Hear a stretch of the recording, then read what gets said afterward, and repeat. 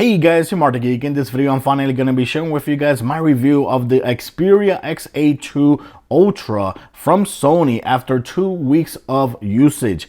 Keep in mind, the phone also came out around 2 weeks ago. I think it was around February 16. And I've been using the phone since then. And I did unboxing. I already did a video where I show you how this phone actually performs when playing video games, which is really good. I recommend to watch those videos as well. But in this video, I just want to share with you guys my experience so far with this phone and give you my final thoughts about this phone as well. So first of all, I want to start with the design of this smartphone. That's the first thing you're going to notice when you get it out of the box. When you get this phone out of the box and you are handling this phone, you're going to feel right away that you are touching a high-end smartphone. This phone actually feels really good because it's surrounded by aluminum. Also, the edges are rounded as well. It makes it for a very nice feeling when you have it in your hand. Also, the fact that the screen is 6.0 inches, right?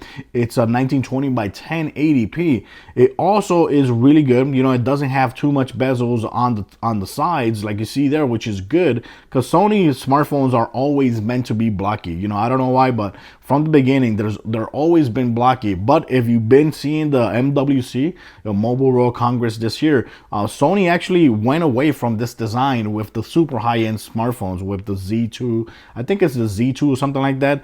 But this, I think, is the last time they're going to be doing this design, unless they're going to keep this design for their lower-end smartphones.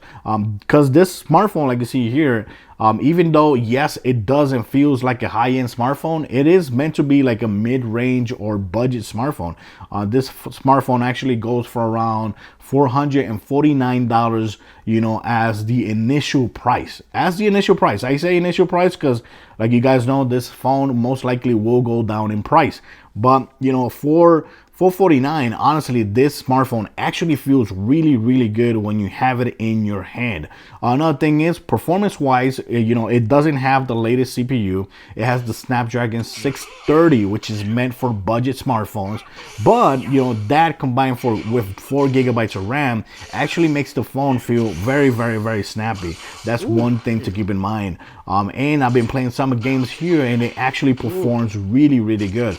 So, and if you saw my video playing video games, you can actually see that I can actually play a lot of different games, and they will play perfectly good on this smartphone, and they would also look really nice as well because the screen, like I said, 1920 by 1080p, 6 inches, is like perfect size for video gaming.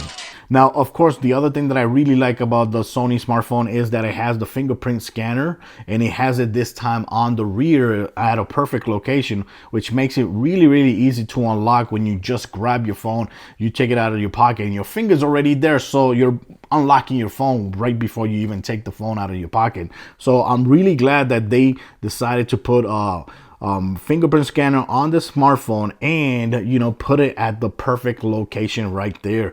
Now, keep in mind, in the inside, this smartphone has 32 gigabytes of storage, but just like almost every other smartphone, Android smartphone, of course, you can actually put some more extra memory using the micro SD card up to 256 gigabytes, which is really, really, really good. Now, when it comes to battery life, this smartphone actually has 3,580 milliamp hour battery, which honestly has been giving me a lot of very good battery life. I've been getting around over 15 hours or 16, 17 hours of battery life. I've been playing some games here and there while I'm flipping around through Flipboard, using the browser a lot, and so on, you know, watching some YouTube videos. And I've been getting around 15, 16 hours of battery life, which honestly, that is a very, very, very good deal for a smartphone like this. Now, camera wise, this smartphone is really good as well. Here in the rear, you have a 23 megapixel camera with a flash right there, and in the front you also have flash, front facing flash as well, but you have two cameras. You have a 16 megapixel and you have an 8 megapixel, and the purpose for those cameras is to do like a wide angle selfie. When you're doing selfies, you do a wide angle, and it actually works pretty damn good. Here is the camera app, which I didn't show you guys in none of my videos, but now that we're doing this video, let's go and show you guys walk around through this camera. Here you have over here You have a couple options for AR effects, panorama, creative effects. You have a 4K mode as well, which records 4K at 30 frames per second and is really good. You have some settings you can control there as well. It also has time shift burst, sound photo. You have the usual video here as well, and it also has a slow motion mode which records at 120 frames per second. And over here you can change the resolution for a lot of these things as well. Of course, in video, let's go and close this right here. In video, when recording normal videos on this smartphone, you can actually record 1080p at 30 frames per second or 1080p at 60 frames per second as well. And of course, this phone actually has HDR video as well. Plus, it has a whole bunch of other options there as well. The manual mode, which is this one says superior mode, there's a lot of things you could change here. Of course, you got 23 megapixel, but it goes all the way down to 12 megapixel. You can adjust that, and yes, it does have HDR. It also has a manual mode here as well that you can actually adjust as well. And of course, like I said, it has the flash here in the front, which you can switch here to the front there, and you can turn on the flash. Let's go and turn on the flash right here. Let's go ahead, flashlight. There you go. Turn on the flash like that. And that's it. It looks really bright, but let's go and turn that off. So I'm going to show you guys a couple of pictures and videos that I took on this camera right now.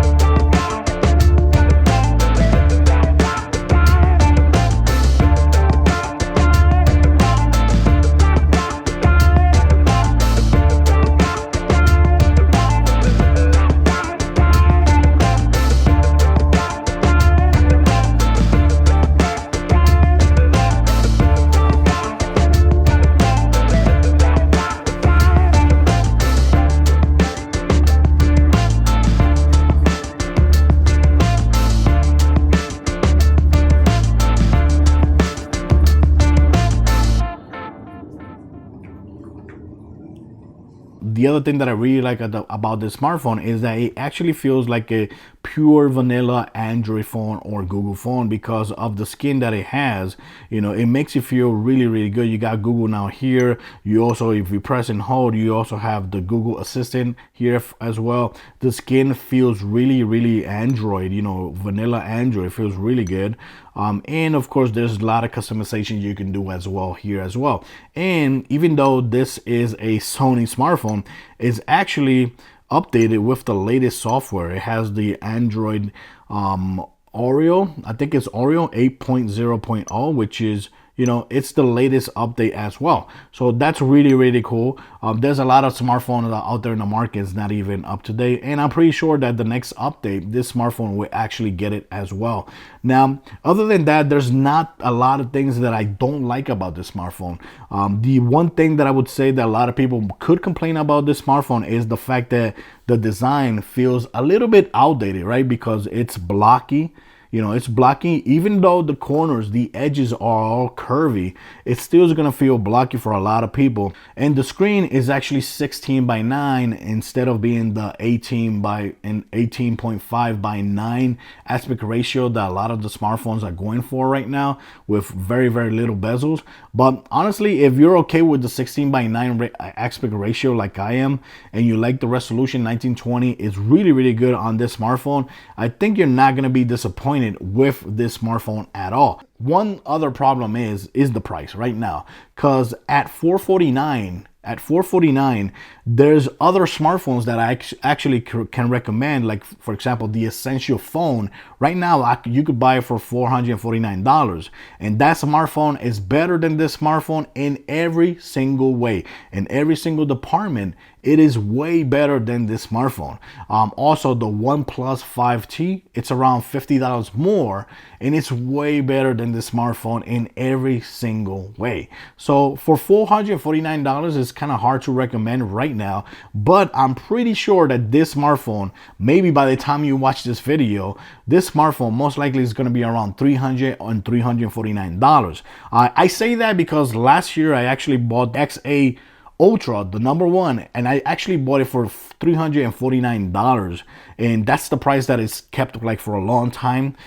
So I'm pretty sure, like I said, the initial price is $449, but most likely you will be able to get this phone for around $300 to $349. If it goes down to that price, I would definitely say, if you like Sony and you like the design, definitely go for it. And make sure you actually watch my other video that I did with the video gaming performance, so you guys can see how this phone actually performs while playing those type of games. And that's it, guys. So thanks for watching this video. I just want to share my opinion so far of the Sony Xperia XA2 Ultra. And I gotta say, there's no negative things that I hate about this smartphone. Also, look at this.